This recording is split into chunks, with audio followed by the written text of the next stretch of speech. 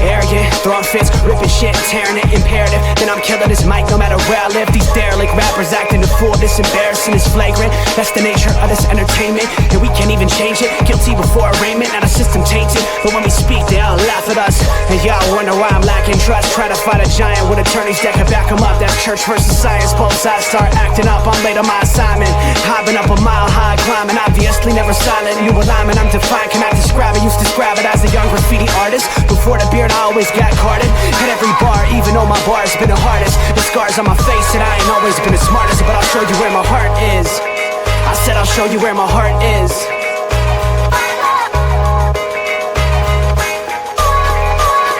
I can show you where my heart's at. See it on my sleeve, even if the beat stops my soul.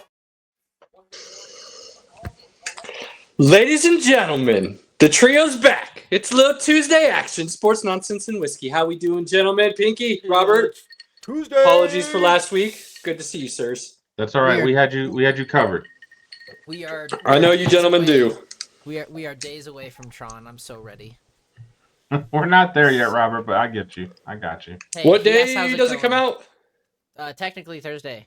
I'm going Friday and I'm going Saturday so far, and I'm sure I'll go see another down either before that or after that. Supposedly he's going to see it with me as well, so we'll see. I mean, you keep talking about it.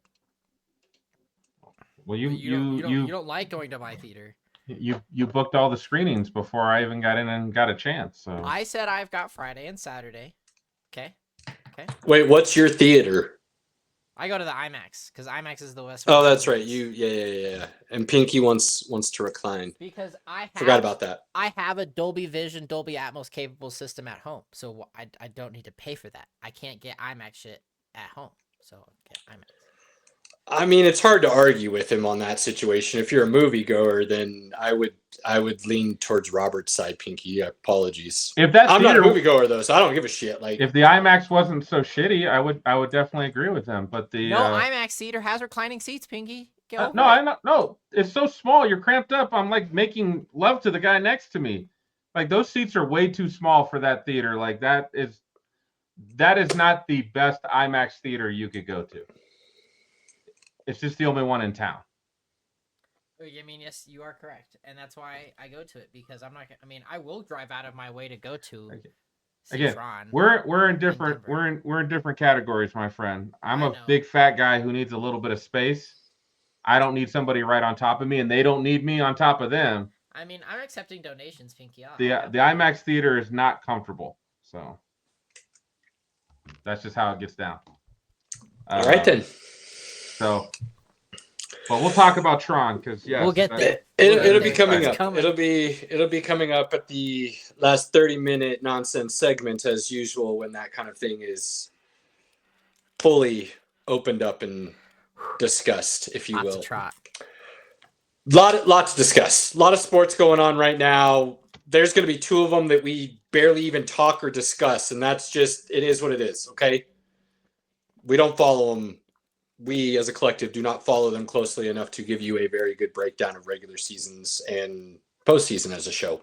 So we mention, because we enjoy sports and one of us does watch, and so they allow me the opportunity to at least discuss slightly, which is very kind of them.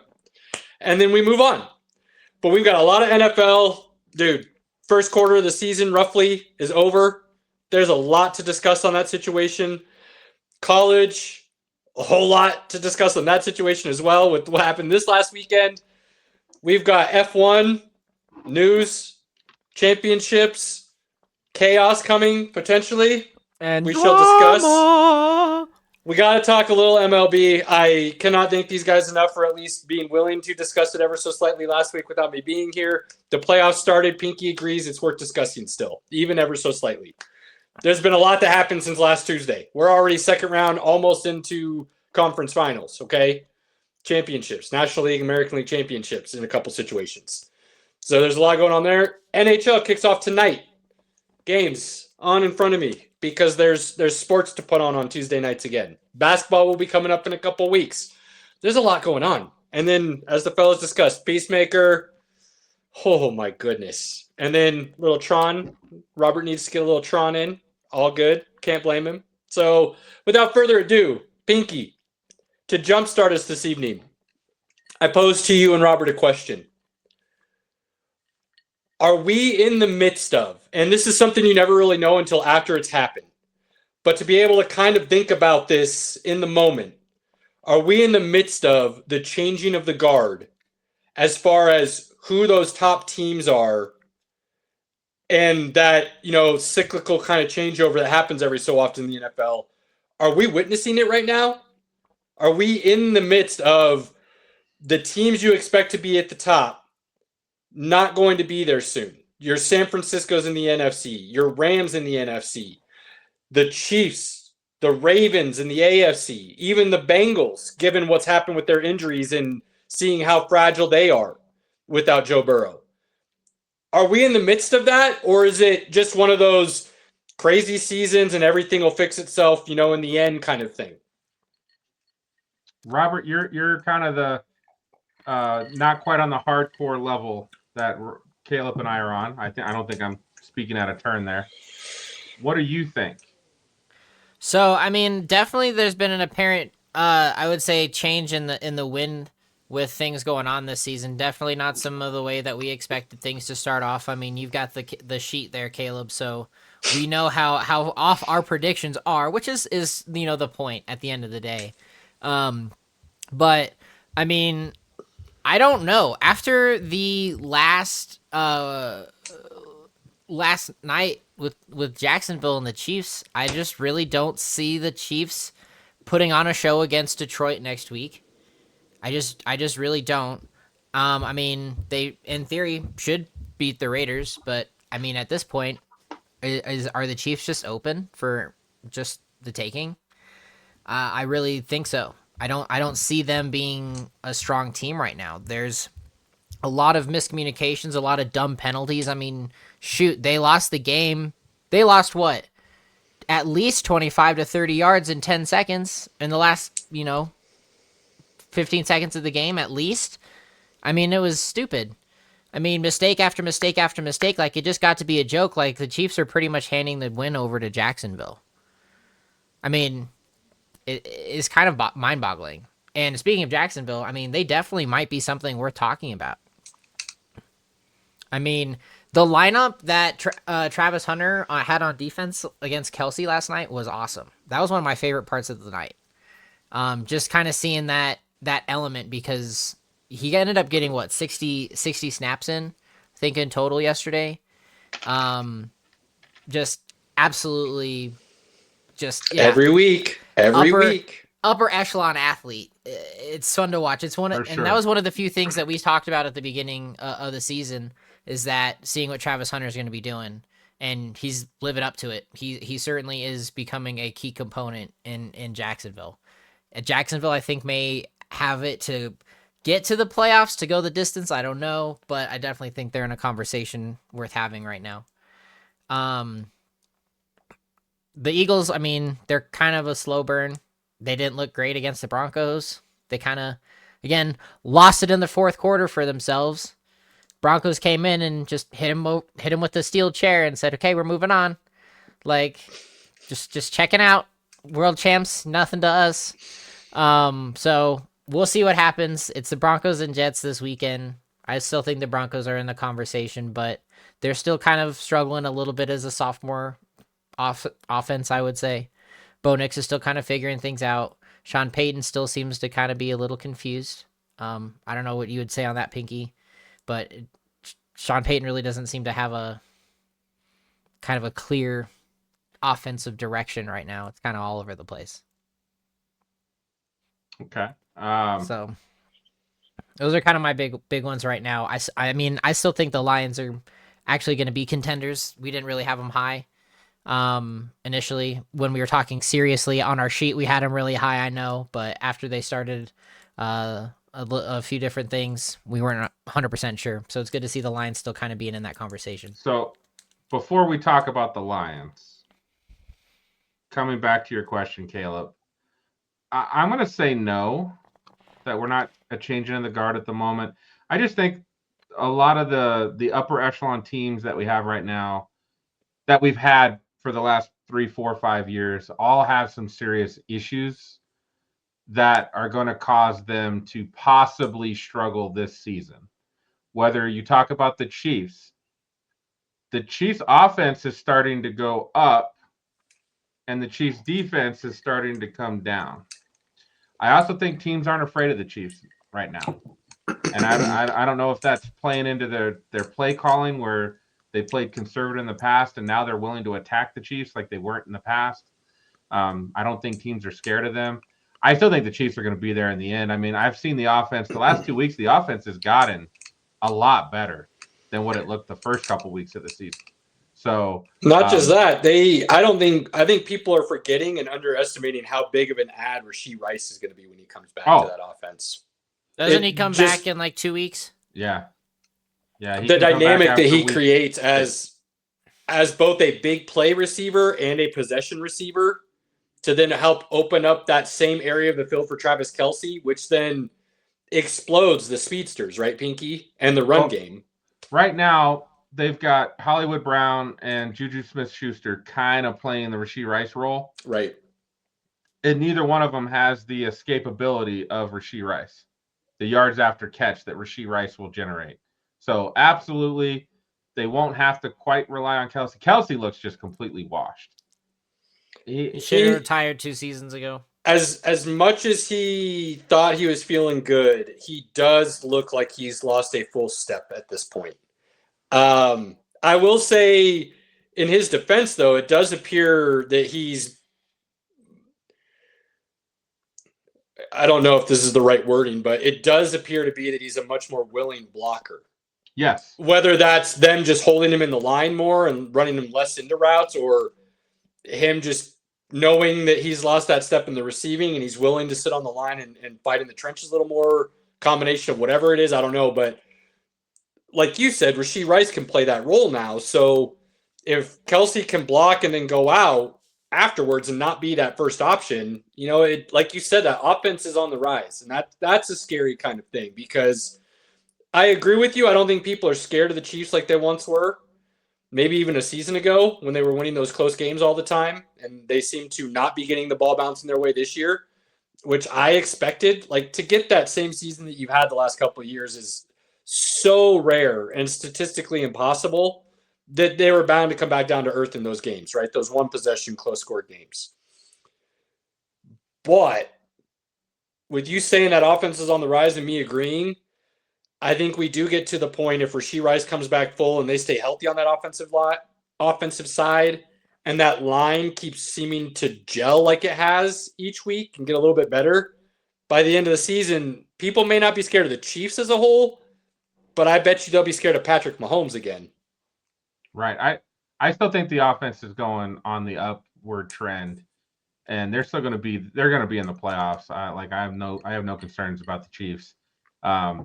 I am heavily concerned about the Ravens. The Ravens might put themselves in a hole they can't dig out of before the end of the season. Last year's Cincinnati? What's that? Like last year's Cincinnati? Right, yeah. Cincinnati dug themselves such a hole at the beginning when they actually started playing good football. They just couldn't make they needed Miami to lose. They needed Denver to lose. They needed everybody to lose that last game for them to get in. And at the end of the day, you just can't do that. You can't just hope for everybody else to lose so you can get in. You got to play your best football. Bengals, I know we chat a little bit. I wasn't shocked they went out and got Joe Flacco. I do think Jake Browning can play some good football, but we haven't seen him. I feel like he hasn't been the gunslinger he needs to be. He's been a little more conservative. And then when he gets pressured into being like trying to make plays, that's when the bad plays happen to him. I think it's eye-opening for what that offensive line actually is. I think that's what it is. And if you think Joe Flacco is going to come in and look better than Jake Browning behind that line, I think you're in for a vicious nightmare. Well, the other thing that I'm concerned about is maybe Joey B's injury is worse. He's not rehabbing to the point that they feel comfortable just having Jake Browning for the rest of the year. Well, I mean, based on the timeline that was originally stated, the earliest he was going to come back is like the last week of the season anyways. They were kind of talking like possible early December. I mean, that would have been crazy because the timeline I kept hearing put it like January 1st situation. So, and that's best case scenario. That's if everything went spectacularly, 100%, no issues, no setbacks. His body hit every single mark it needed to and healed remarkably. And so I have already said basically he's out for the season. That's just how I've been looking at this situation. Based on the timelines I've heard, the likelihood of him being back to play meaningful football is very slim. Now, I understand trading for a Flacco instead of trying to get Shador off of Cleveland or going out and trying to get, Trey Lance or something like that, because you don't want a young guy to try and groom behind Joe Burrow, right? We already know what the right answer was. Right. The right answer for the Bengals was Crab Daddy. That might have been a much better solution than Flacco, in all honesty. Because I just don't know if the Giants are willing to move him. I mean, otherwise, I feel like he would have already been moved. Unless you can move Russ, but can you move Russ? I've seen people say they should go get Russ, and I think that's absolutely hilarious. I don't know why you would think that's a good idea. Beyond me. But with that question, I would tend to agree with you, Pinky, that we're not seeing the changing of the guard just yet. We're seeing quite a bit of injuries to some key people in really bad times. Get rid of Does turf. that change anything going forward? Potentially. If these teams that we're seeing play well, like your Indies and Jacksonville's, continue to move forward and upward, they could be in good spots next year. And they could put pressure on these teams, and we could start seeing some true movement. But when you see injuries like Lamar Jackson and Joe Burrow go out, I've heard this new conversation going around. Can we make Joe Burrow the MVP? Because he's obviously the most valuable player with what's happening to Cincinnati right now. I'm like, dude, what a silly, ridiculous argument to make. Because any top contender, if they lose their starting quarterback, i.e. Josh Allen, Joe Burrow, Lamar Jackson, Patrick Mahomes, shoot, we'll even go lower. If Indy loses Daniel Jones right now, if Jacksonville loses Trevor Lawrence, okay, these teams are all done. Done. They're all done. All of them. None of them are going to have a backup come in and play to a point where they're still Super Bowl contenders, okay? So to sit here and act like, oh, the sky is falling and since he's terrible because Joe Burrow's not there. Yeah. And that's exactly why you paid him. And that's exactly why he's widely considered one of the top 4 quarterbacks in the league.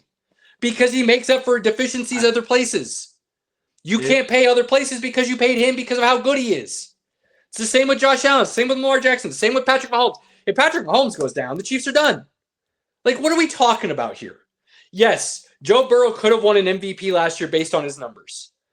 But his numbers weren't quite good enough to get Cincy into the playoffs, which caused him to not be in the conversation. But if Seattle loses Sam Darnold right now, they're not looking as good as they are. Minnesota is in a unique situation because they were starting basically a rookie quarterback, so they brought in a veteran that they knew could play ball. That's why Carson Wentz is there. Carson Wentz is an above-average backup quarterback in the league right now. He could come in and sling it and look MVP, and he could also look like he shouldn't be in the league anymore. Terrible. So, but he's played at that level. So they brought in a guy who's, I would say, better than a Joe Flacco to be in position to help that team out if it's needed. It's a different situation. These other teams who are Super Bowl contenders outside of Minnesota, hey, if the guy I said is going to be the MVP frontrunner and the winners of the North in Green Bay, if they lose Jordan Love, their season's done.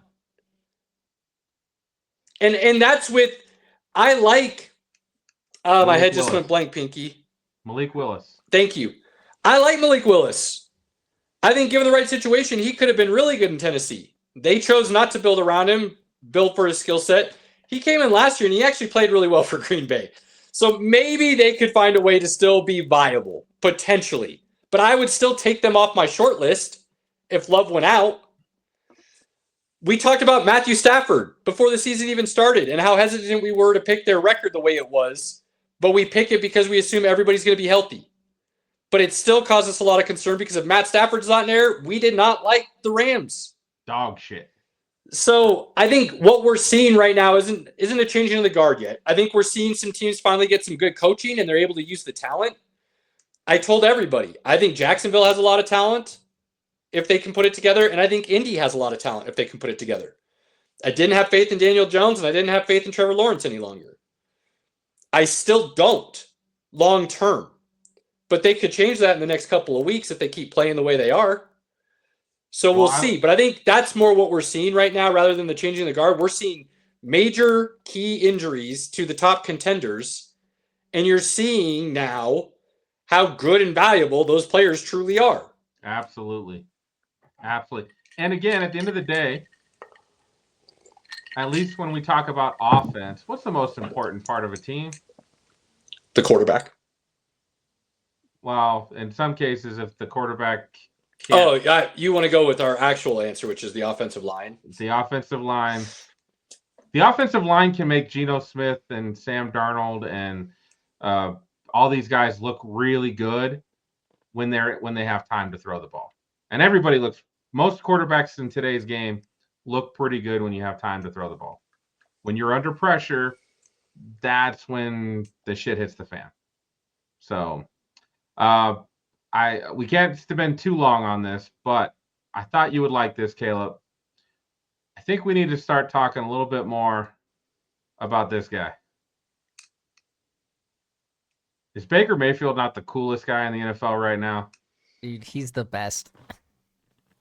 I mean, I've always liked his...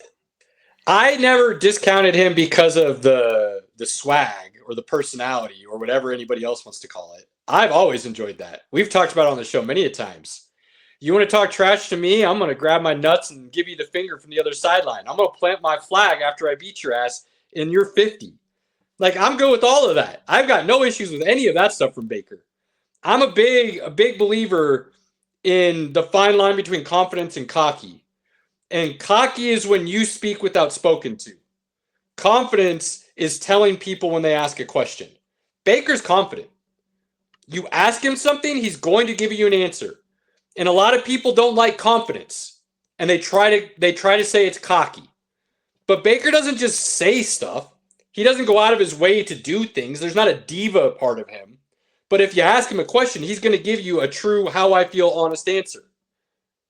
And I love that. And the dude's balling out right now. People aren't going to like hearing this, but right now it's him and Dak as the MVP frontrunners, in my opinion. Let's go, Baker. It's probably still Baker and Josh Allen. And I think Dak is starting to get himself into the conversation. Is where I think Dak is. I don't think he's there yet. But if you want to put him in the conversation, I'd be okay with that. Gosh, I think I just had the list here. I'm going to send it to the group real quick. Is Tampa the best team in the NFC right now? No. The Lions are the best team in the NFC right now. Okay. I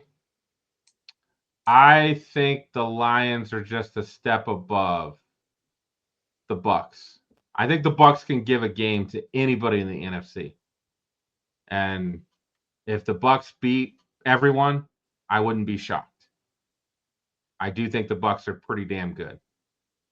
But I do think the Lions, when the Lions, as we talked about, you know me, when they run that rock and they get Montgomery going and they get Gibbs going, and now the play action with Goff is working. He's got Laporta and Amon-Ra and Jamison Williams and Isaac Tislaw, whatever the heck that kid's name is. Those guys are hard to stop, man. And their defense is playing just well enough. Now they've got some injuries creeping up again on the defensive side of the ball. I think they lost Terry and Arnold. Your mouth. I'm just spitting facts, Robert. I don't need you to speak ill into the world, Pinky. You don't see me talking crap about the Broncos. Hey, no, whoa. I'm not talking crap. I just said they're the best team in the NFC. He did. I know. Just don't be talking about injuries. We're Trust not. me, No, nobody we don't wants wish the them. Lions to be the best team in the NFC and get to the Super Bowl more than me. I would. I want that pretty bad. You want that so you can be like, Pinky, we're going to Santa Clara. Let's go. Yeah. We're not- I don't we're know not- Yeah, how. Pinky, I think that's a bit of a bold statement considering the fact that there's some lifelong Lions fans who have literally sat through the shit. Okay. I get where you're coming So, from, but I am rooting hard for the just for the Lions. sake of Lions fans who have been there from the beginning, let's tone that down just a bit. Let's pay them a little respect. Since I was born, Lions and Rams. And Look, if Rams. we're being honest though, like I'm not trying to be mean, but the Lions lost week 1 to the Packers, right? Then they played the Bears, the Ravens, which might have the worst defense in the league. Then the Browns, which was a good win. Yep. You're right. Then the Bengals, But then they played the Bengals, and now they play the Chiefs. and now they're going to play. So Bro, they haven't quite been tested outside of week 1. So let's see Right. what happens next week against the Chiefs, and then I think that'll be more of a true measuring stick rather than them just cakewalking through what they've done so far. this is the Chiefs coming off a loss. This is a good measuring stick game. Faux show. So, and that is the Sunday night game as well. Yes. So that's a hell of a game. Let's see. I think we just got a couple more minutes on the NFL. Robert, what stands out to you as we're finishing up the first 5 weeks? Dude, I really hate football on turf. I'm just gonna say it. No arguments here, man. I really do. I've never understood why they just don't do grass. Because the NFL owners are cheap, Pinky. We've been trying to bring And- this to the spotlight for the last couple of years now. And Comparatively to the sports landscape in America, NFLs are probably the cheapest and least wealthy owners of all of North American sports. I think most of them are wealthier than the MLB owners. I don't think so. I don't think so anymore. We might have to do the research on that. I think there's a NFL couple owners- high ends that are kind of boosting everybody else up, and I think we might need to dig into it a little bit deeper. But they're not quite what people make them out to be. Is how I feel about this now. it's wild, especially since all of the NFL stadiums that are being used in the World Cup are getting grass. Like, Only way they were allowed to host games. just saying. But I wouldn't be surprised if that comes up at the next collective bargaining. I hope so. Outside of that, like I really just don't enjoy that. I wish the European games were actually, good teams to watch. That I also wish. It really is like one of those like I get what Caleb's saying, like it takes one away from the home fans, but what it also takes away is from NFL fans, like they just want to see a good game. Like, could you imagine if we had the Lions Chiefs game over in Europe, like, or something like that level, like that would be worth getting up for and watching. I feel like the games have been a lot better as the years have gone on. These years been pretty bad. They've been better, but they're still not. They've been sending over higher profile teams, but then like Pittsburgh played Minnesota. Those are two high profile teams, or at least teams with legacy. Then you had the Vikings and the Browns. The Vikings were there for 2 weekends. Well, Like, that was the first time that's ever been done. Home and away is technically what it was. Well, the bonus there, no, it was both away.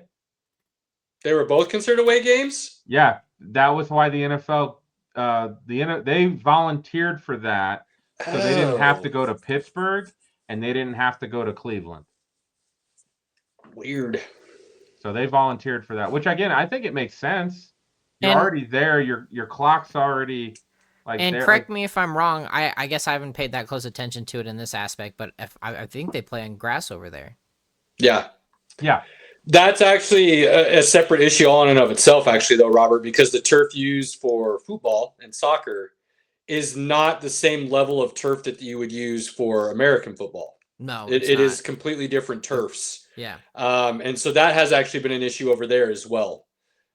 More sliding, slipping, tearing up the grass, and they've had to then go back and replace it for the actual soccer games.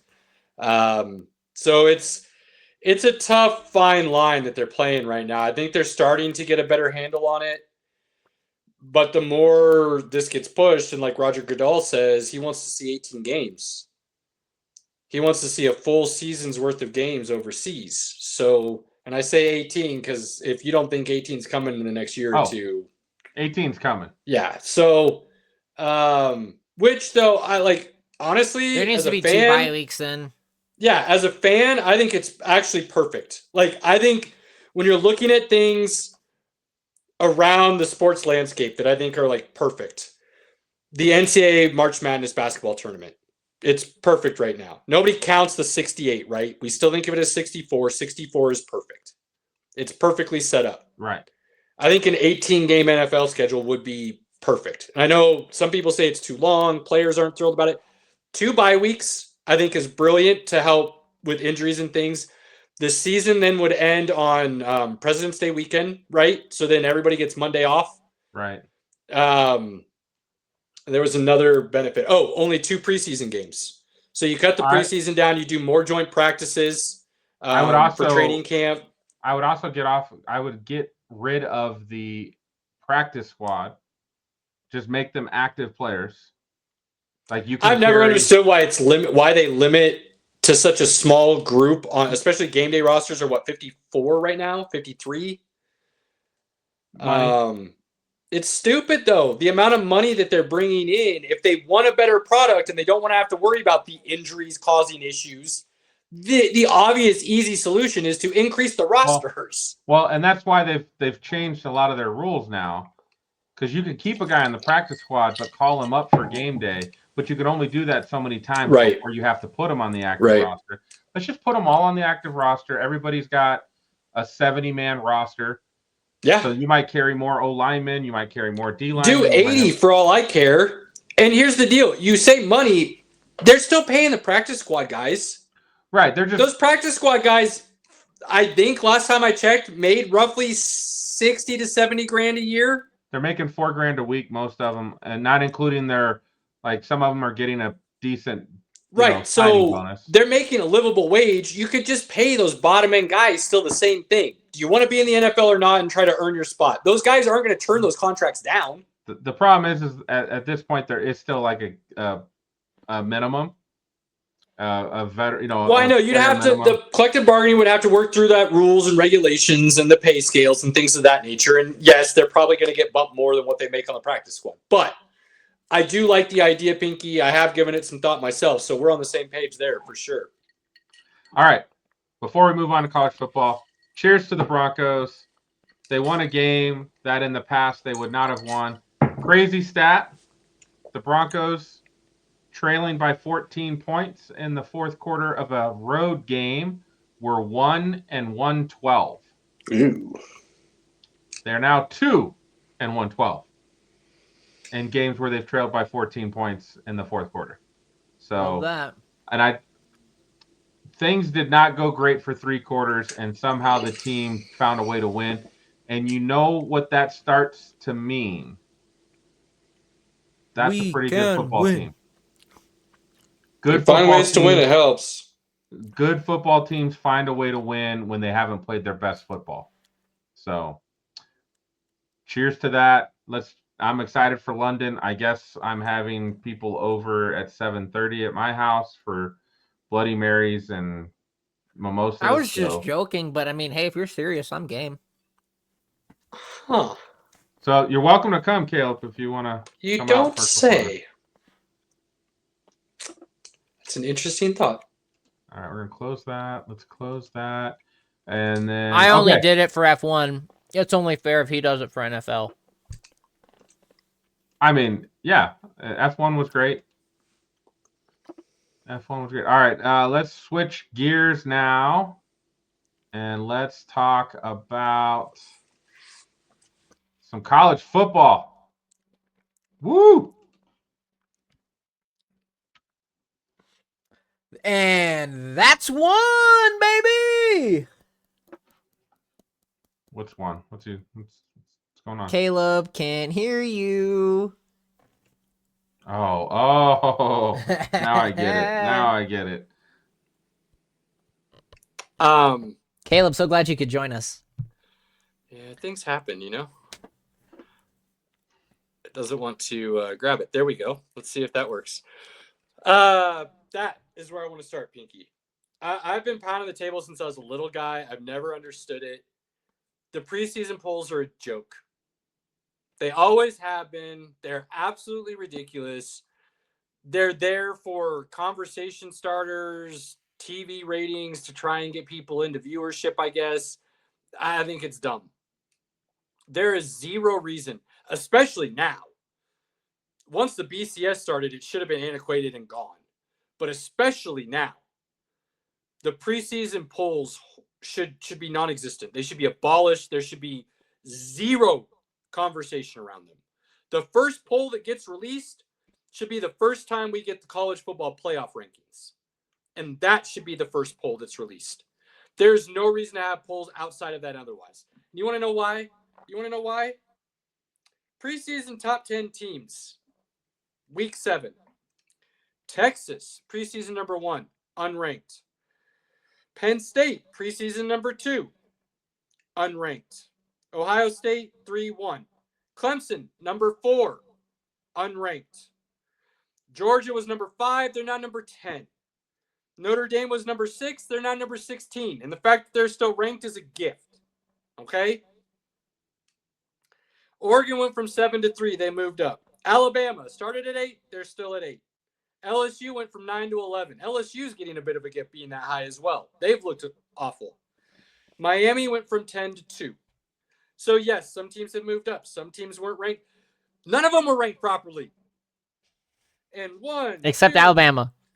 3. Except Alabama. Good call, Rob. Except Alabama. 3 of the top 10 are no longer ranked in the top 25 of the AP poll.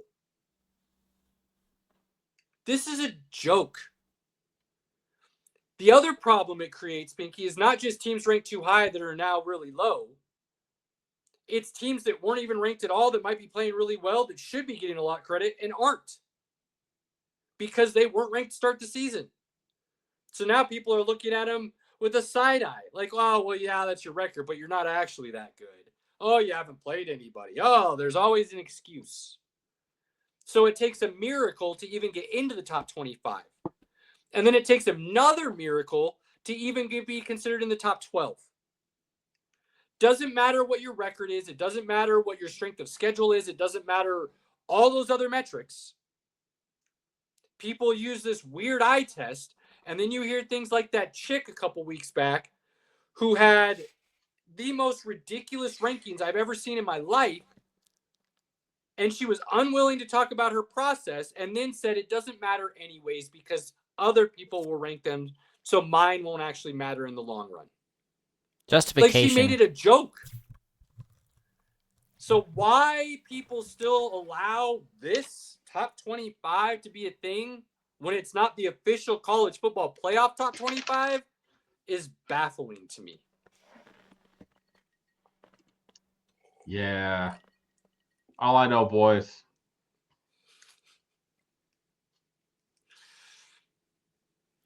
They're looking good. But in your own words, you got to hope Carson Beck doesn't turn into a pumpkin. Right. No. Totally true. Totally true. The defense is playing good, though. They're playing pretty good football. I was just happy because I had a couple Florida State fans at work giving me grief last week. And trust me, the first thing I did when I saw them was throw up the U, baby. Throw up the U. Well done, Piggy. And I started looking at Miami's schedule, and I was like, holy crap. If they beat Florida State, they're in good position. Not a lot going on in that ACC right now. So they're in good position to get themselves a spot in the playoffs. and then anything can happen, right? It's true. I'll give you that. So when do we? At what point in the season do we start talking about Arch Manning being a complete bust? Well, so that's where I want to move next, actually, and then I've got one more topic for college football. I read his mind. I like it.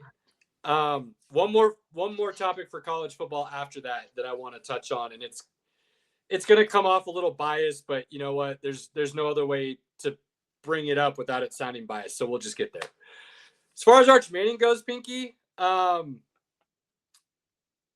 first off, I said this on the socials the other day, and I fully believe it, but I'll say it out loud in front of the camera so people can see how I truly feel. I could not be more ecstatic about being completely wrong about Texas this year. Thinking they were just going to run through and just put one of those immaculate seasons together and all-time great. I was terribly wrong about that. Woo! Yeah, Robert, thank you. Let's do that all day, baby. I'm down. Couldn't be more thrilled about being terribly wrong about a prediction. I don't think Arch is bad, though. I've seen enough flashes from him still where I'm like, damn, that kid's got talent. I still think he should have been playing over Quinn Ewers last year, based on what I saw simply from Quinn Ewers. It would have put Texas in a better position this year, like I kept saying last year. I think the biggest problem that everybody underestimated was the amount of talent that left Texas that Sark did not replace or coach up or whatever you want to talk about. This is a very, very much so weaker team than what it had last year. So can you name me who their leading rusher was this last week? Arch Manning. Arch Manning. Their running back, I don't even know if it's their starting running back, had 8 carries for 11 yards. Jeez, that's bad. Miami just played Florida last week, and Miami ran the ball all over them. So, like, is the O-line and the running backs and everybody just pedestrian? I start to think that maybe, sometimes the quarterback is the problem. But sometimes, especially in college football, like, if there's nothing around you, there's not a whole lot you can do, especially when you're playing, pretty good football teams every week. Florida's not great, but I wouldn't say they're like dog shit either. No. There's talented guys on that team. Exactly. And in Texas's defense, their 2 losses are in the swamp and in the horseshoe. And they didn't get blown out in either game. So it's not exactly the sky is falling like people are making it out to be, but I think it is showing you that the talent level on this team is inferior to what it was last year. Full show. Man, there was a game this last weekend that Robert was really hyped up about. What happened in that game? Shut up, Pinky. Yeah, that's I didn't watch it, so I don't know. Heard some things. Had some people reach out and say you might need to talk to your boy. He's not being too kind without you in the house, and it hurt. We'll just let it go. We'll just let it go this time. We'll let it pass. Got a little bit of a big head. Got back down to earth a little bit. It's okay. Michigan State is always a better basketball team, so I've got that to look forward to. I'm a North Carolina fan because Nebraska doesn't have a basketball team. I feel like you just have to go something with N in it. I've got 2 separate teams as well. Caleb and I. My best friend when I was a little kid was a North Carolina fan. I honestly thought Nebraska only had football. So I was like, hey, I got to get a basketball team. Yeah, they pretty much only have football, Caleb. Roll with that. I should have gone Creighton if I had known anything of anything, but it didn't process early enough. So unfortunate. Last topic, Pinky. And this is, good segue. Why is it that certain guys, no matter what kind of stats they put up, do not get mentioned in the upper echelon of talent at certain positions? And the example I will use is Dylan Raiola right now getting zero recognition, not just nationally as one of the best quarterbacks in the nation, I believe, but he's not even getting recognized in the Big Ten as one of the best quarterbacks in the conference. And the numbers would say otherwise, quite drastically, actually. And I'm curious as to your take. It's not like Nebraska's awful this year. So if that was the case, if they were 1-4 or, whatever that might be, 2-3, looking bad, I would understand. But they haven't looked terrible. And I'm trying to pull up the numbers here real quick, just to give everybody an idea. We don't have a long isn't just time me for this spewing topic. nonsense. Here, real quick. 25 FBS quarterbacks have thrown for 1,000 yards. 14 quarterbacks have thrown for 10-plus touchdowns. 5 have thrown 100 or more completions. And only 1 has done all of that with a 75% completion percentage. And that's Dylan Raiola. So I'm not trying to hype up my Huskers. I'm trying to ask a legit, as much as possible, objective question of why I'm seeing what I think is a guy playing really good ball and then putting up the numbers to back it, not being discussed at all. And this isn't just a Raiola thing. This is we see this happen every year, right? And I'm trying to figure out why. Why does that happen? Why does the recognition get downplayed or pushed aside like it's not even there? Do you want the honest answer? It's Nebraska. They're just not on the tip of the national landscape. So you're not wrong. Illinois is getting talked about nationally. Yeah, but they're ranked and they've played some pretty good competition, and he's played well in those games. And the marquee game against Michigan, he just didn't play amazing. The rest of the games on the schedule right now, you beat Cincinnati by 3. He wasn't amazing. Nebraska, he was against Akron. He was great. That's Akron. HCU, he was good in that game, as he should be. They won 59-7. And then they beat Michigan State. They lost to Michigan. To get to that point where now he had a 70% completion percentage, 3 touchdowns and 300 yards against Michigan. Dude, how many Hawaii quarterbacks had those stats for the longest time? But it was Hawaii, and it was against other guys in the MAC or the Mountain West. He needs to have a big game against a top opponent to where you guys get back into the national spotlight.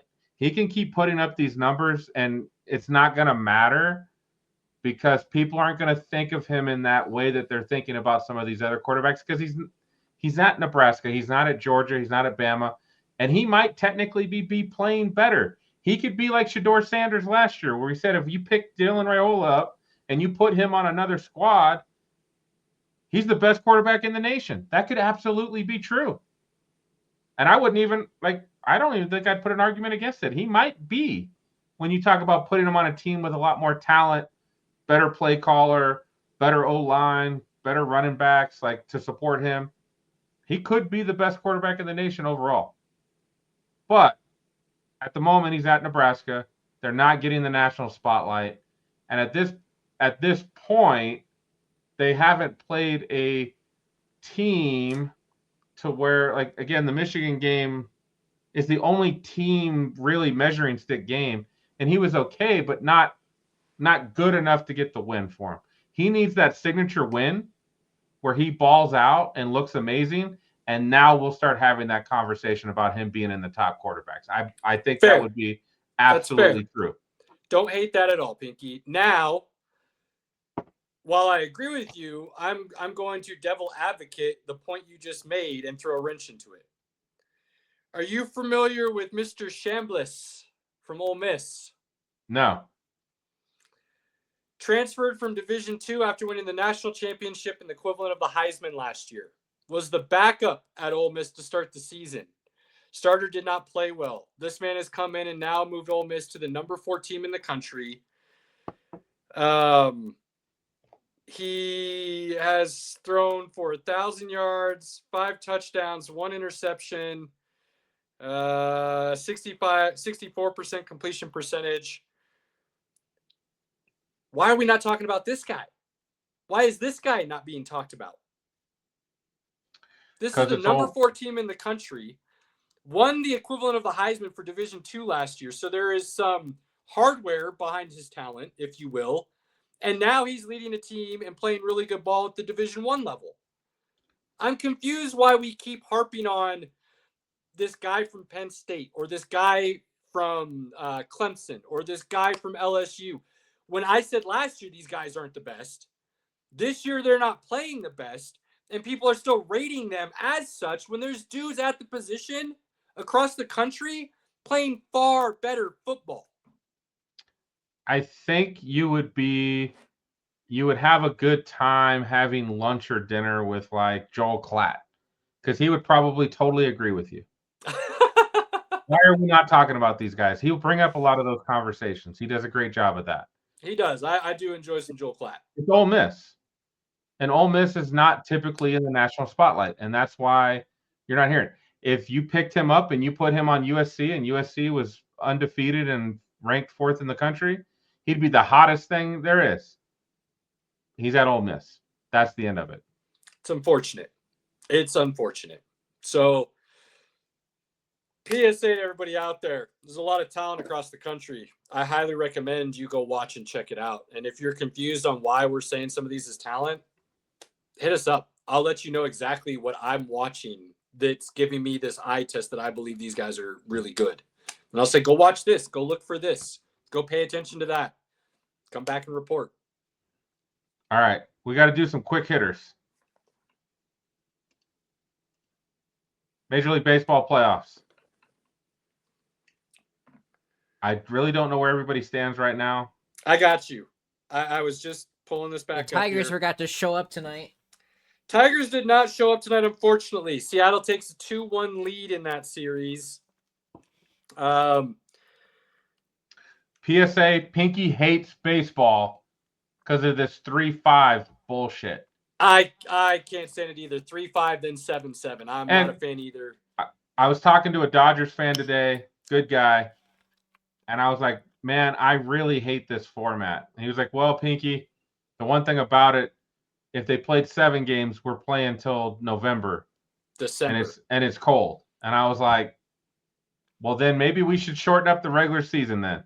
This is, for me, my favorite argument for why we should, if you're going to have this many teams in the playoffs now, which I like, season should go from the 162 down to 140-ish, and you basically start the playoffs at the beginning of September. Just cut out 20 games, 142.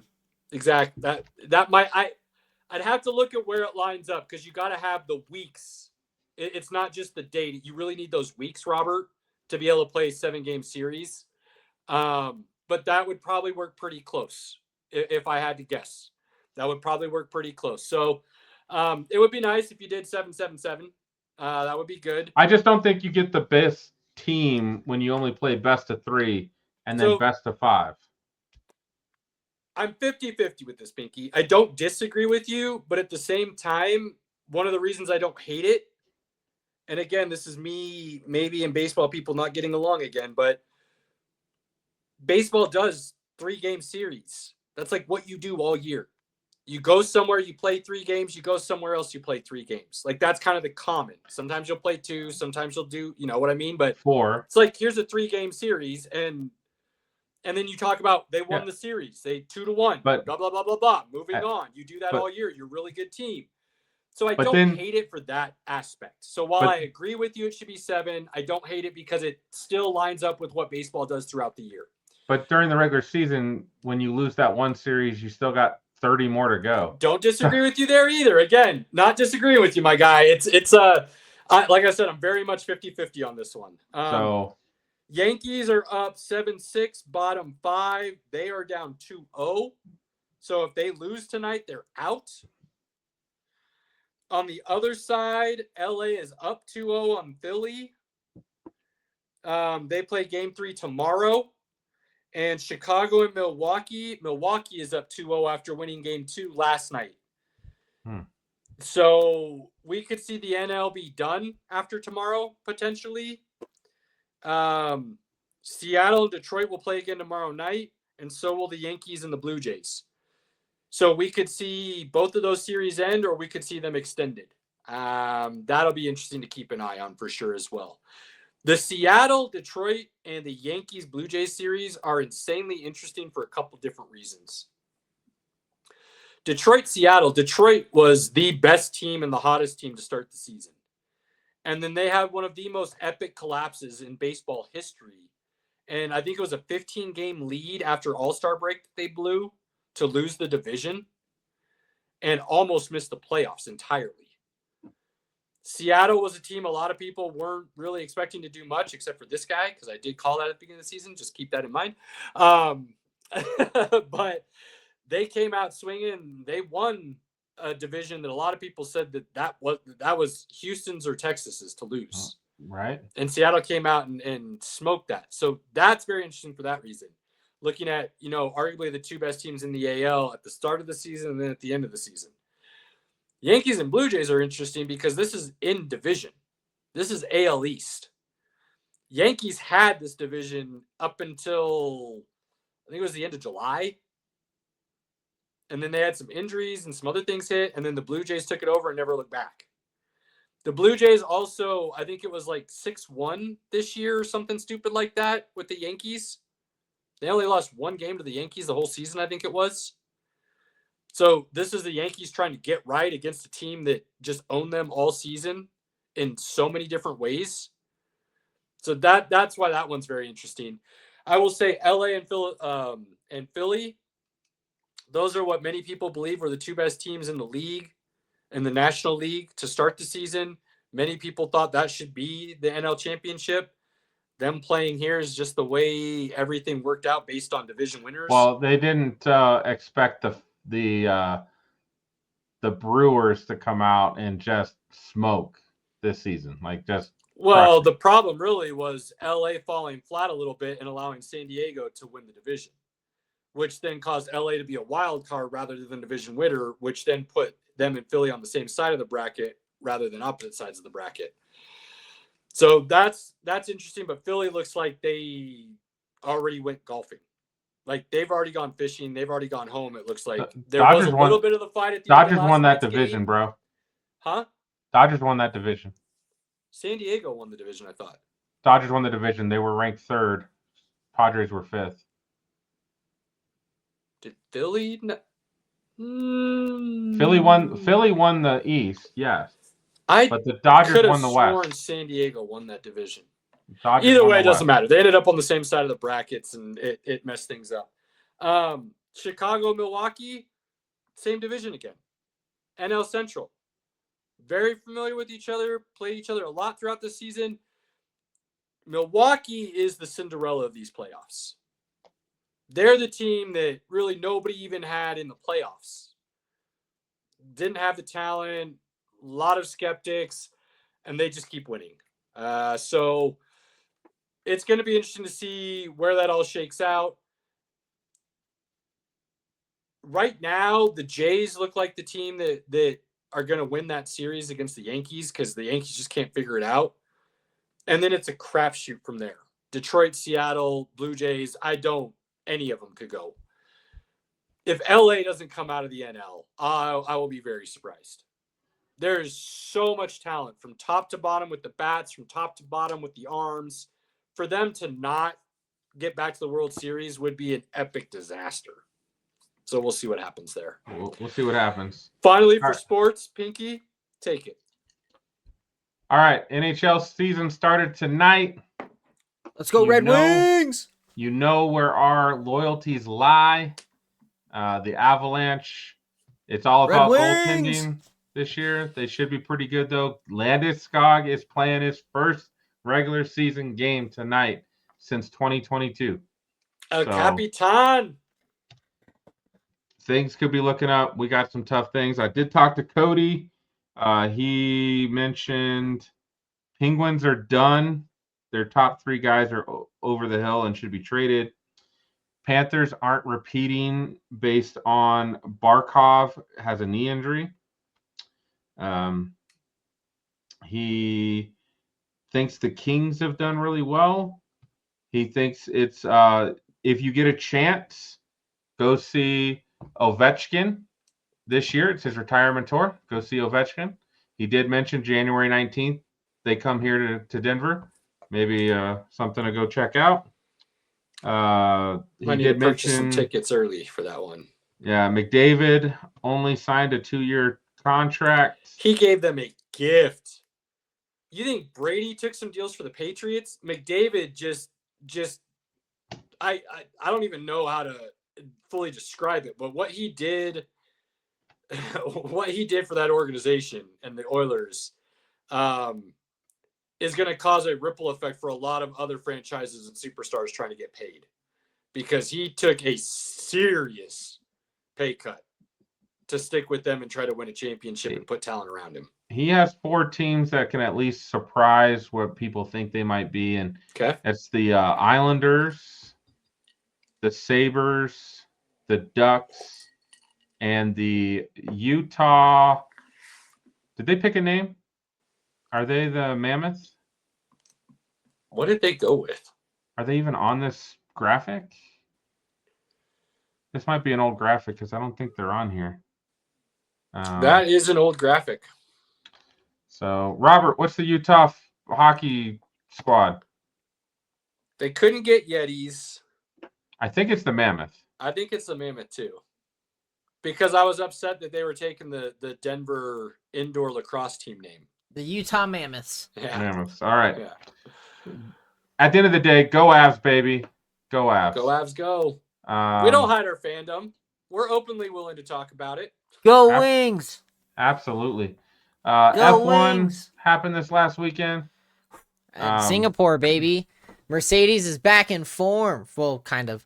I'll be happy with 4th and 5th with Kimi. I'll be even more happy when he hits a podium again. But overall, happy with that. Lando Norris finally making Oscar reveal his true colors. Wait, before we get into that, I want to go back to Mercedes real quick. Okay, what you got? I found something that Russell said in the post-race presser, very interesting. What you got? And he basically said, and I'm very much putting words in his mouth kind of right now and paraphrasing, but the gist of what I got was he was very surprised that Q3 turned out the way it did, and all of a sudden he went from not feeling good about the car and the situation to everything coming together out of nowhere, qualifying one, winning the race, and now he is perplexed on how they do it again, because he's not sure how they got there this time. And so he basically said they need to go back and look at it and see what all of a sudden came together and try to figure out where that pinpoint is so that they can then build a car, continue to replicate that the rest of the season. And I found that very interesting from him and Mercedes. No, absolutely, especially since he broke his own curse for like the last 4 or 5 races where it's been did not finish, disqualified, did not finish, whatever. So it's great to finally see that happen. So super thrilled for Mercedes this weekend. It was a good weekend. For McLaren, now go into for McLaren. On the other hand, Lando Norris definitely showed some kryptonite or something, and Oscar Piastri, really showed some true colors this weekend, and it is absolute. And Caleb, you and I called it early. He's given this pretty boy look out, but he's not a team player, and you could see it there this weekend. After Norris was really pushed into him, and then they were like, well, Piastri comes on the radio. Well, that wasn't very team-like. He had nowhere else to go, man. Like it wasn't intentional. It wasn't anything else other than that. And that's why the stewards didn't rule it anything other than a racing incident. So it's time to put on your big boy pants and move on. You're not going to be gifted everything. I mean, again, some things happen for Lando. Some things happen for you. Just is what it is. But this was ridiculous, dude. And especially to disconnect from your principal in mid congratulations of winning the Constructors Cup, absolutely diabolical. Yeah, another moment where he looks like a petulant child, unfortunately, for Piastri. Regardless of how you feel about the race and the situation with Norris and that incident, if you're a team guy, you're going to be ecstatic and celebrate. And then after the fact, you'll go behind closed doors and have those conversations after you party. 100%. Because everybody knows that those conversations are going to be had. Nobody's going to shy away from them in these situations. You're still racing for the championship for the drivers. Everybody's fully aware of that. They know. Compartmentalize, celebrate, and then go have the discussions. Don't act like he chose a not to brat. do that. He's shown that a couple times now. The Hulkenberg incident is always going to be the one that sticks out to me the most with the trophy comment. I was more surprised by the fact that we saw Lando stick his nose into a situation where in the past it looked like he was unwilling to go. You've heard him talk about before, I'm going to win as the nice guy racer kind of thing.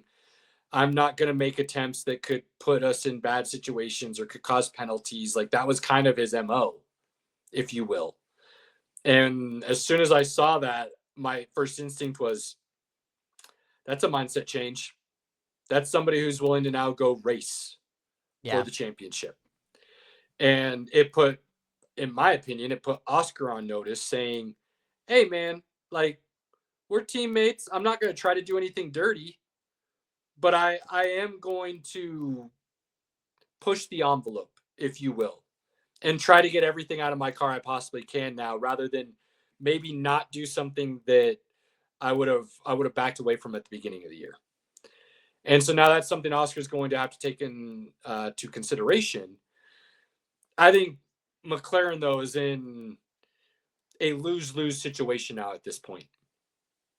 With the Constructors' Cup wrapped up this early, 6 races to go.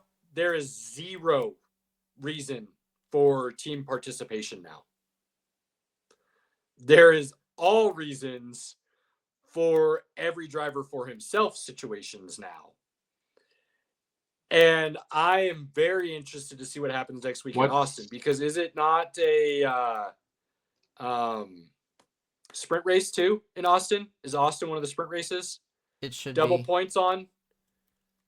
What's the point difference between Lando and Piastri? Bear with me. I'll pull it up while we're doing that. Already got it. Okay.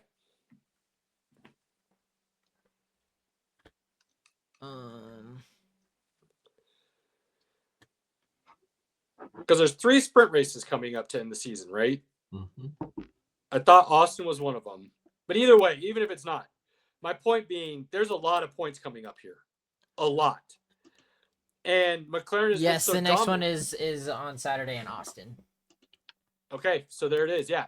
So the reason I thought that was so important is because coming out of that situation, Lando getting closer in points, and Robert will pull up that point spread right now.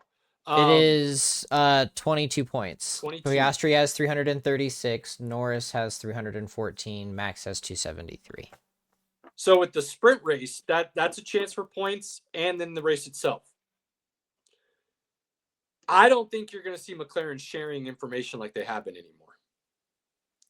And so I'm going to be very interested to see if one of these drivers in cars separates itself ever so slightly in practice and qualifying.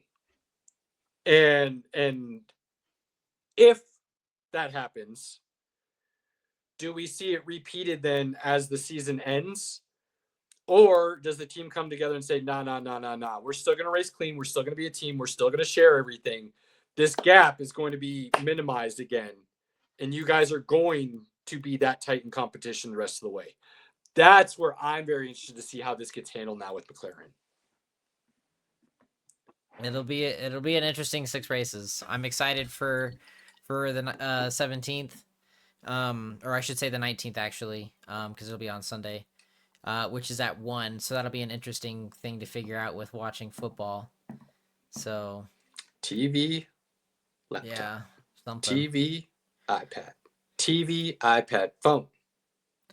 So I now have split view with Xfinity, so I can throw I mean, 4 there you games go. or 4 things onto the TV and then use my iPad and then my phone for something else.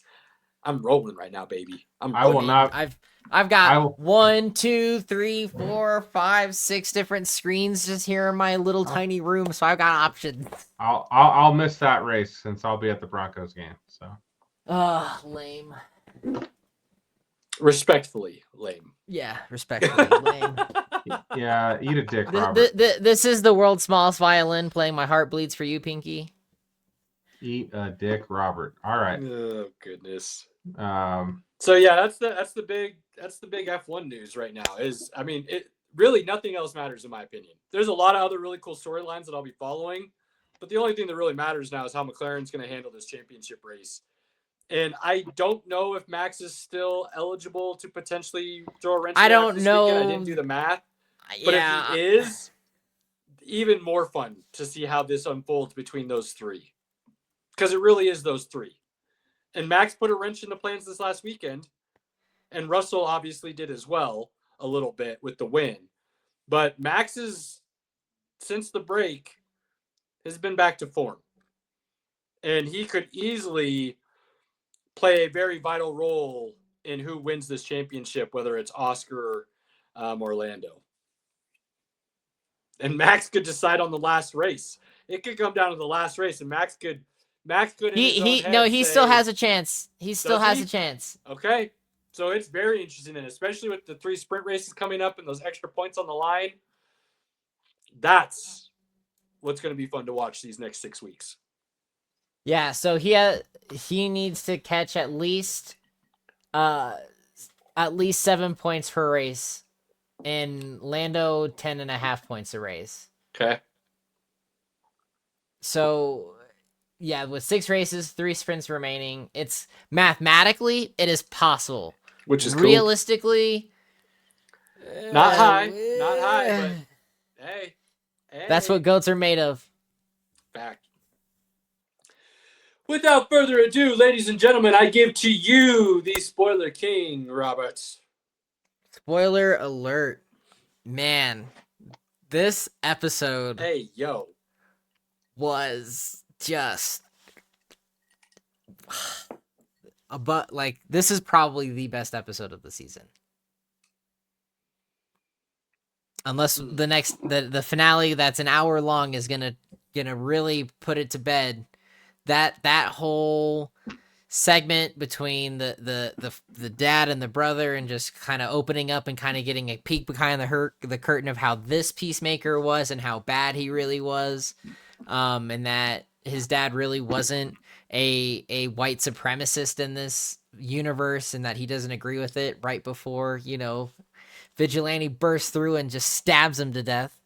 Like there's so many different things that just came together in this episode that just made it so good, and opened up so many doors, no pun intended, to so many other things. So it really is just a matter of time before these universes converge and something even crazier is going to happen. Yeah, that's saying it very lightly. James Gunn knows what he is doing, and I'm for it. That's a fact right now. With what's happening with this series, like, he is killing it. And when he says he's not bringing something to production until he has a script he likes, if this doesn't prove that for you, I don't know what will, because, oh my Lord. My goodness. Yeah, I can't believe it. I'm really enjoying this, and all of a sudden you see, Chris leaving, and he's like, "Oh, I didn't notice this," and it's a mural of Hitler. Like, dude, yeah. Come on, man. The amount of things he's like, this thing. There's a Mein Kampf on every desk. I don't read. Right. So good. The implications. And I kind of talked about this without knowing anything, just talking out of my ass with my own theories. And Robert kind of knew way better than I did that this was going to Universe X. But I had this weird feeling that Dad was not going to be the evil bad guy or something like that was going to cause an issue. I'm actually surprised I was kind of right on that, but I actually love that because what it means for Peacemaker, it is something that I had thought about a lot and didn't know how to really say or express to you guys. And when he said, I'm the angel of death, everything around me, I'm the issue, it was like, oh my God, there it is. That is the summation of it. And him seeing that wash over him and the realization of that and being willing to basically just go back and just say it's done. Like, the only way I save the people around me is to remove me. If I'm miserable, it probably means everybody else around me is going to be good. And that's the only way I can care for the people around me now. Vigilante killed his dad twice. He killed his brother. I mean, he killed himself, killed his brother, and now his brother wants to kill him. And he killed his dad. Peacemaker killed his dad. I thought Vigilante killed him. Well, in season 1, Peacemaker killed his dad. Shot him right in between the eyes. Oh yeah, that's right. And then in season 2, yes, he kills Earth 2. I was thinking like, oh, it's the same thing, Vigilante. No. I forgot he shot his dad. My bad. Yeah. Either way, you're getting this now repetitive story, if you will, where he's forced to make choices that he thinks are the right choices, and it causes him serious loss and pain. And then when he thinks he's making the right choices, it turns out to not be the right choices, and then it causes him serious loss and pain. And the spider web that weaves now for story potential and his friends and the storyline and where they can go from here is like absolutely mind-boggling insane. I don't loving just this. mean Peacemaker. I mean for the entire DC universe. General. Yeah, this opens up so many doors. And again, James Gunn has gone on record saying that the end of this leads right into what we'll get for Man of Tomorrow. So we'll see where this goes. So I'm looking forward to it. Isn't the next movie Supergirl? Yes, but Peacemaker is setting up the next Superman movie. We already got the setup for Supergirl at the end of Superman. That's gonna. Yeah, we're going completely. We're gonna tell a different side of it. We're going like Guardians of the Galaxy type situation. Supergirl's gonna be like Guardians of the Galaxy, going something completely different that does not tie in at all right now by all looks, and then we'll eventually converge, but we're not there yet. We're not there yet. So again, 10 out of 10 season. I'm loving this. I can't wait for the finale on Thursday. You know what I really enjoyed about this episode? What you got, Pink? There were points that we had all the characters together. That's been the one thing about this season. True.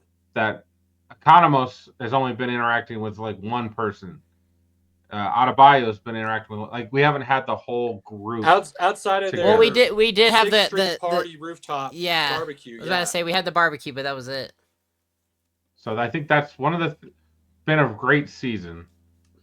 But that's been one of the things I'm like, man, we didn't get the group together for most of the season. But that's also kind of the driving point of the story, though. Is right. It's what led to such great character development this season. It doesn't take away from how good the season is. It's just one of those things that I'm like, that's what was really great about season 1. Sure. And then in this case, season 2, the one thing I've really missed about season 2 is I really like Vigilante, and he hasn't been a very prominent character until the most recent episodes. So Economos one-liners this last episode were just so epic.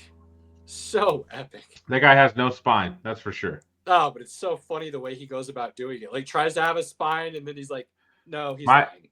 Oh, how do you know? My favorite line from this episode was Judo Master. That's the most people I've killed in a pool with electric wires. Cable, yeah, that was classic. It's like, how many have you killed? 4? You've killed people with electricity in a pool before? 4. Dude, Judo he had a Master couple is, good is ones so too when they're in the great. house and they're like Scrabble and Which I enjoyed that a lot because then we got to see a little bit of more of Judo Master, more than like the little guy who just fights. yeah, but like also again, cool character development. You know, he's coming with the Sixth Street Gang, right? That's what they call themselves. 11th Street. 11th Street. Can never remember the damn number for some reason.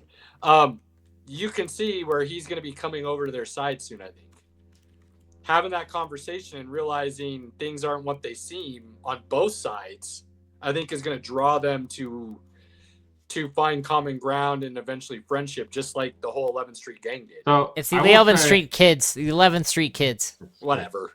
No, it matters. it 11th matters. Street Sassafras Pants are doing work, okay? 11th Look. Street Kids, Caleb, get it right. I will say, watching this weekly with you guys and talking about it makes me go, okay, now after this, we need to find the next show to do that. Yeah! Let's go! Love this. I'm out of Yeah. wine, but We'll cheers. have to find another one. Have to find another one. Keep it rolling. I'll be on the lookout. So this, oh man, I love John Cena, as we all know. He's doing so good in this. You don't say. I don't say. He's doing so good in this. James Gunn has definitely pulled the best. When his brother is getting killed or stabbed, his reaction, you could feel that pain. You can feel that, wait a minute, I don't want my brother to die again. Like, you could feel Yeah, it. I was exactly. like, That was- Yells, yeah. in that That was a moment, I was like, curling oh my scream. God. Like, it was very impactful, the way they did that. And then again, hardcore trying to kill him. I can't have you coming after him, but then not killing him. That's going to come back. Oh, yeah. Like, somehow, some way, that's coming back. So true. So true. And ladies and gentlemen, just like John Cena, you can't see Pinky. So moving on to Tron. Damn! I cannot wait to hear what Robert But has that to man, say. that man has our graphics. Bring him back. Wait. So first off, I just want to point out how freaking dope this shirt is. Like, 9 Inch Nails with the identity disc on the back. I'm so hyped. Like, Tron themed shirt. This is one of my favorite series. I can't wait. And to have it finally, the 9 Inch Nails score with the movie, I'm ecstatic. I've got tickets already for Friday and Saturday. Probably another time with Pinky. We'll have to figure out which day still. But I'm hyped. This has been on my watch list for a while, so I don't know if it'll be the movie of the year, but Why don't we do Thursday at 8:30? let's talk about that off air. We'll come back to that. So I'm really stoked. I've already been rewatching the movies. I know it's set in the future and doesn't really tie into much, but nostalgia is great. It's just as long as Fantastic Four Pinky, so I'm hoping to get some good stuff out of it. That's still, what is that? An hour and 15? It's exactly 2 hours. Tron is exactly 2 hours. I mean, that's doable. So, the marketing for this has been phenomenal between all of the major sports networks and changing the ride around and doing different things. I think it's been on par with a lot of different elements. So I really hope it's gonna be a great film, and really do wonders. Maybe we'll get more Tron movies out of it. One can only hope. So, but I'm stoked. This is like my last probably big movie of the year. There'll be some others that we go see, I'm sure, but this is like my last big blockbuster movie for 2025, and I'm Robert, ready how for... would you feel if Disney decided, off the success of this movie, if that happened, to then go full universe and start doing some TV shows? I would be thrilled with it. They tried it. Tron Legacy didn't do great. They tried to do an animated called Tron Uprising. It just didn't hit for whatever reason. Timing. I think both of them were timing issues. They really, I mean, and Legacy is a cult classic to a lot of people. Like Really it is phenomenal. I mean, the video game that even came out with it is still one of my favorite games to this day that I've played and gone through entirely. And I've played countless video games. So I really hope that this opens up a lot of things. I feel like there's a lot of avenues they could go with this universe and how they build different grids and different programs and what have you. So one can only hope that we get somewhat of a universe with this. Yeah, buddy. Yeah. This will be my first Tron movie. It'll be good. That's wild. For somebody who likes movies as much as you do, that is wild. It breaks my heart. It breaks my heart. It really does. It really does. But then I also like which, by the way, we'll before we get to the end, we do need to give a special shout out to our number one fan, who is also a good movie buddy of mine, and he and I see a lot of movies that Pinky's like, you know what, that's just not for me. But Andy, I know he's also excited for this. He and I have been talking about this. So Andy, number one, happy early birthday, brother. We appreciate you tuning in and being there for us and giving us feedback. You're awesome. But yeah, excited to see this with Pinky for his first Tron movie. I still think that Legacy is the first one that he really should see, but we're out of time and Pinky has enough on his plate to get through during the week, so we're not going to add more right now. I had to literally watch Peacemaker after work in my living room, doing weights, curling, a couple different ways to get my workout in and watch Peacemaker before the show tonight. So it's just too much. And then NHL's back, and then NBA's gonna be back, and I'll get to the Tron movies eventually. But I couldn't make it happen. I couldn't make Welcome to my world. You finally feel it a little bit. I'm also studying every day too, so like it's tough, man. A lot going on. All right, boys, let's circle the wagons and get it done. I got a little bit of a rant. Wax poetic. You want me to go first tonight? Final thoughts? Sure, let's go. Yeah, what you got? Let's bring it. Ladies and gentlemen, sprinkles are for winners and ties are for losers. And the fact that any sport allows a tie to happen is the biggest tragedy in sports at this current moment. I cannot stand it. Except in soccer, because it works. It's stupid in soccer too. I hate it all. Rules of the game were not made to say, hey, guess what? The objective is for you guys to score the same amount of points. No, the objective of all these sports that we talk about is to have a winner and a loser. And until that is decided, the game is not over. So no, there is no sport on the face of this earth where I will accept such an outcome as a tie ever being a good idea. Worthless beyond. Sprinkles Agreed. are for winners. Ties are for losers. All right. I mean, they don't even have ties in hockey anymore. They go to a shootout. Like, a shootout declares a winner. There needs to be a winner. Otherwise, what are we doing? Yay, we tied. We didn't technically lose. That's a everybody gets a trophy mentality. We need winners. Eat that dub, Pinky. Robert, what are your final thoughts this week, good sir? Oh man, I just keep getting reminded of how, awesome it is to have great groups of friends just doing different things.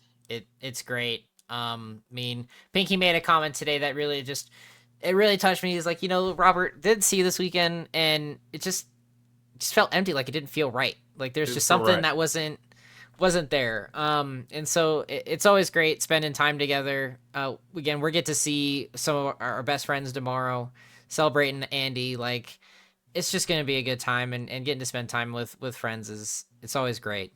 Like it's intoxicating, and it's one of the best feelings in the world. Love that. That's really all I got. Outside of, Tron baby, like let's go. It's a busy weekend, man. We got Tron to figure out. I've got Crown Jewel to watch sometime on Saturday. Pinky's got a breakfast 7:30. party to host. I know. Hannah's like, well, we got cinnamon rolls. We need something else. We got to go get. Now she wants to go get stuff for mimosas. So. And remember, I walked up to your desk, was like, Pinky, so I heard from someone, like, you're doing a mimosas and Bloody Mary's party. Like, I just heard that's what happens when the Broncos play at 7:30, and now here we are. Here we are. Everybody's welcome. I got to send out the invite. I want you to give Mom my credit for that. Like, Robert did say. That's what I told her. I did. Okay. I was like, Robert said that we were having a gathering at our house for mimosas and Bloody Marys for the Broncos game. And she's like, well, I've got cinnamon rolls. And like, it just goes along with it. But we have to go get stuff for mimosas. So, hey, guys. Wrestling's on Saturday on ESPN, if you get it. 7 a.m. Shout out. 6 a.m. 6 a.m. Apologies. 8:30 Eastern, 6:30 our time. If you want to watch it live, it's at 6 a.m. It is the John Cena has five dates left, Crown Jewel being one of them. So is this on ESPN or just on the app, the platform? On the ESPN Unlimited. Okay. So if you don't have ESPN Unlimited, like this guy, I don't have it. I had to get a password from somebody. I had to get somebody else's login. Thank you, Cody. You're the guy. To be able to watch it. So that's ESPN. You and TKO. You guys suck. Because half the cable providers who have ESPN don't have ESPN Unlimited. So both of you can suck it. I like that. On that note, ladies and gentlemen, do not waste a moment to spend with your inner circle, family, loved one, friends, whoever you consider that to be. Cherish those moments and take advantage of them whenever you possibly can. We appreciate all the love and support. Please like, follow, share, subscribe. Push us out there and get people conversing. Let's have those conversations. Hit us up what you want to talk about or hear about. Till next week, or you see us on the socials. Peace.